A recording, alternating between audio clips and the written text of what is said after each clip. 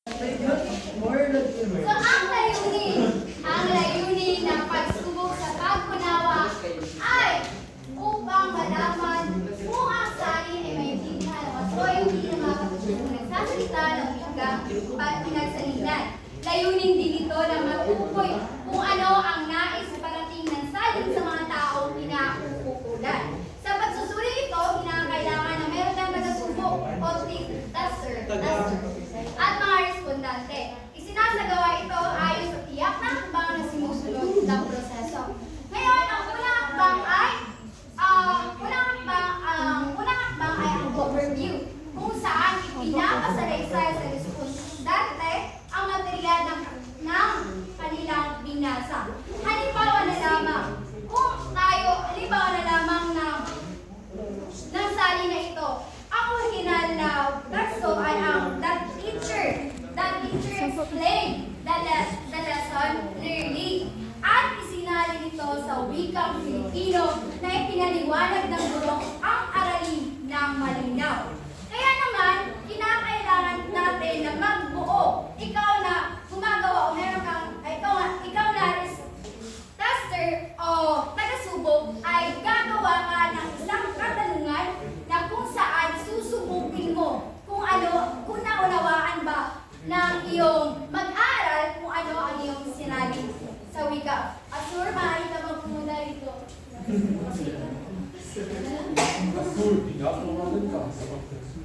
Opo.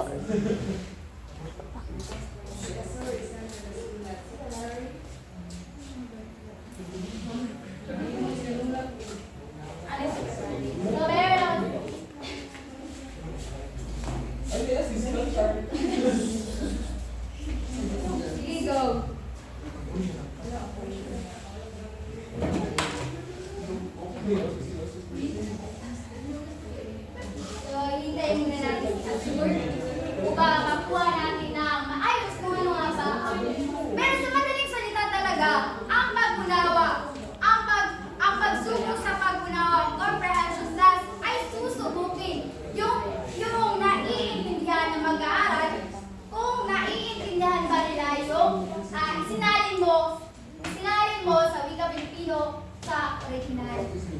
Ay, ginan mo, Kriyan.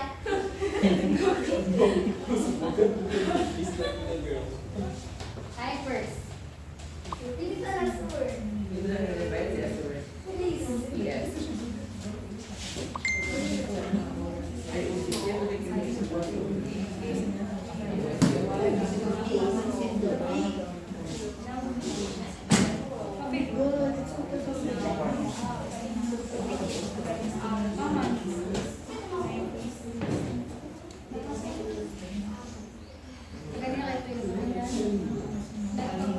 Katulad na lamang ng halimbawang ito. Maraming salamat, Sur. Maaaring mong basahin, Carlo, ano mong basahin ang Ingles at salin sa wikang Pilipino? The teacher explained the lesson clearly. In translation sa Filipino, ipinaliwanag ng guro ang aralin ng malinaw. So, katulad na lamang ito, sinalin ito ang original at ito ang salin sa wikang Pilipino. Kung saan, ibibigay mo ito sa iyong mag-aaral, ang salin sa wikang Pilipino, at lalagyan mo iyon ng katanungan. Tatanungin mo sila kung ano ba ang ginawa ng guro. Doon natin masusukat kung mayroon ba silang pananaw o nakuha ba nila kung ano ang pinapaliwatig ng iyong sinalin sa wikang Pilipino. Kapag sinabi nila na ipinaliwanag niya ang aralin, ay yun na yung overview ng mag-aaral. Kung saan, naiintindihan niya o meron siyang naipapaliwanag niya o naipapaliwanag niya kung ano ang kanyang binasa. Naintindihan mo, Joel?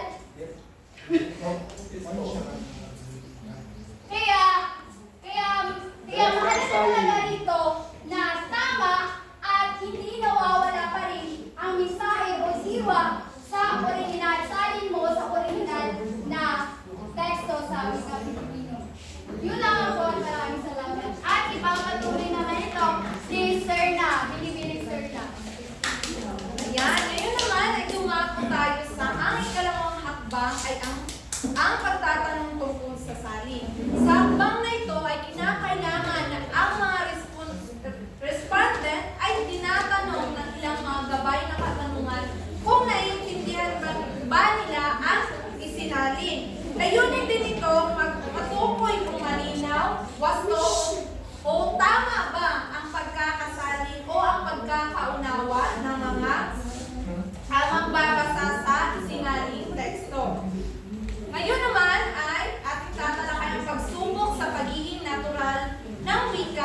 gamit o natural test, ang layunin ng pagsubok na ito ay upang matiyak na ang anyo ng salin ay natural at nababagay ang estilo. Ang parang ito ay tinitingnan kung ang pagkakasalin ba ay ito ba ay likas o natural ba. Natural ba ito pakinggan? Parang hindi na halatang sinalin siya sa bagong wika o sa wikang Filipino. Halimbawa na lamang ng pangungusap na ito. Tukuyin ninyo kung ano ba ang natural na pagkakasalin. He passed away last night.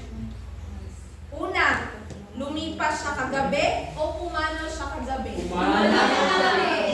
Tama, sapagkat ito ay likas ng pakinggan o natural lamang. Kaya kung itong isa na lumipas siya kagabi ay iba na ang ibinipakahulugan o ang mensahe nitong dala. Nagiging awkward na ang pagkakasali.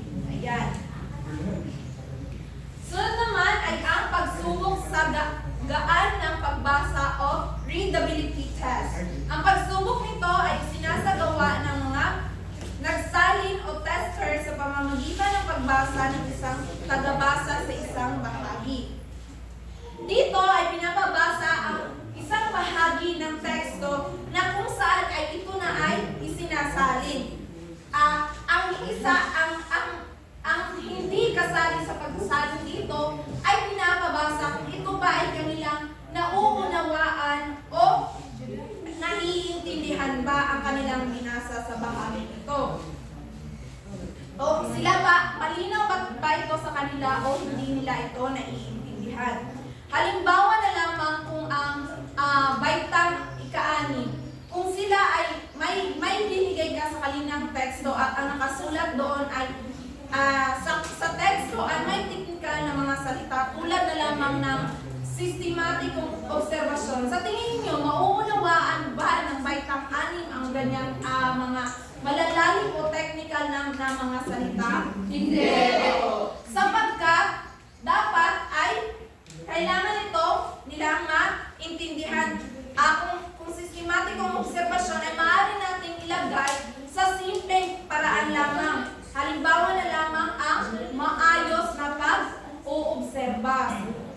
Upang kanila ito madaling maunawaan kapag kanila na ito binasa.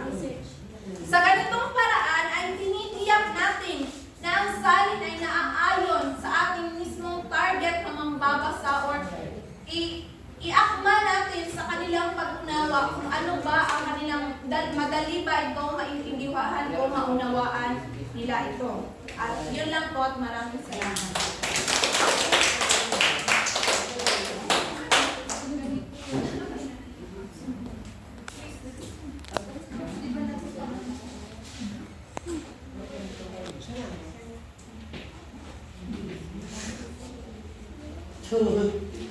So, meron pa pala. Ano siya, biglang bitawan, no? No!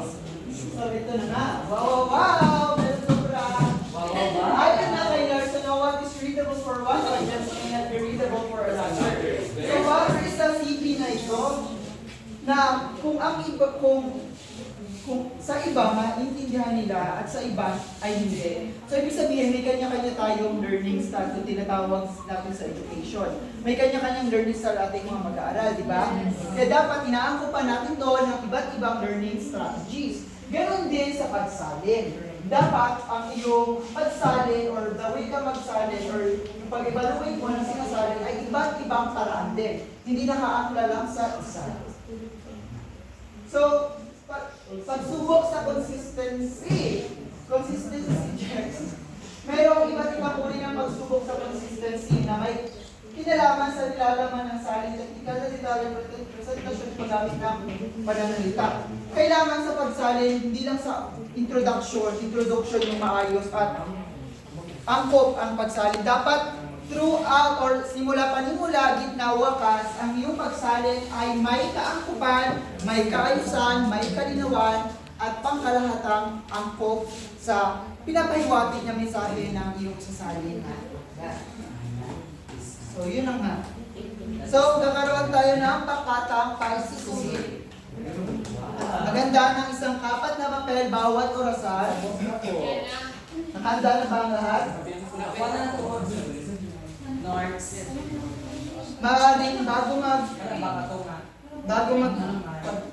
bago mag quiz ay mainit po at isaayos ang sarili at ang mga upuan.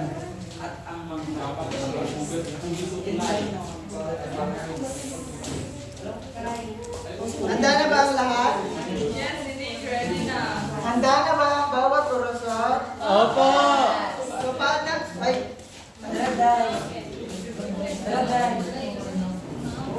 so, bibigyan lamang kayo ng 20 segundo bawat tanong at ito ay binubuo ng 15 mga katanungan.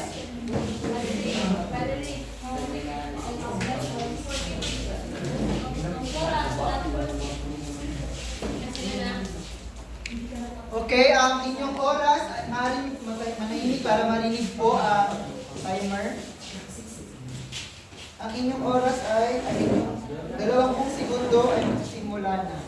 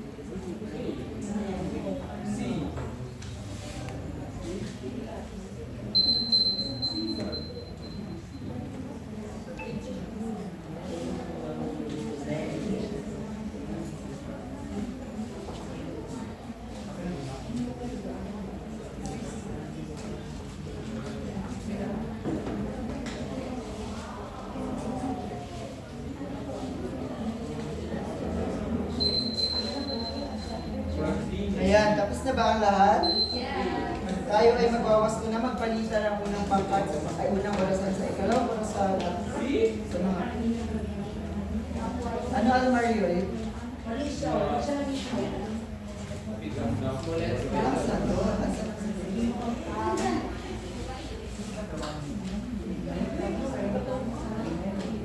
I-dictate. Sasabihin na lang namin. Ang para sa sagot ay didikta na lamang ni Binibining Rakidi.